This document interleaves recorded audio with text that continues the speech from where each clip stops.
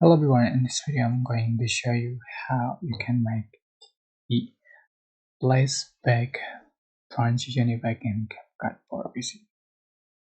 So first you can select your photos or videos you like to edit, and I'm just going to add images. So you can go to transition and select basic.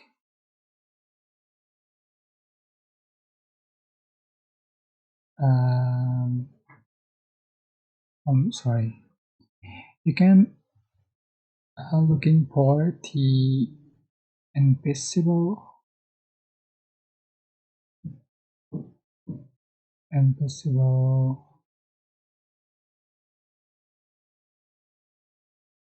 so they are in camera transition.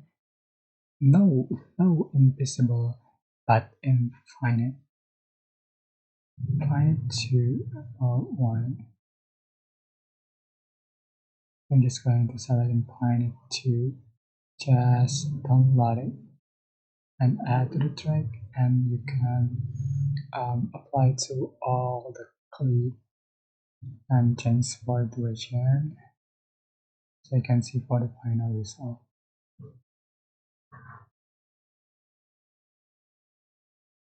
That's it. Alright. I hope this tutorial was helpful for you guys.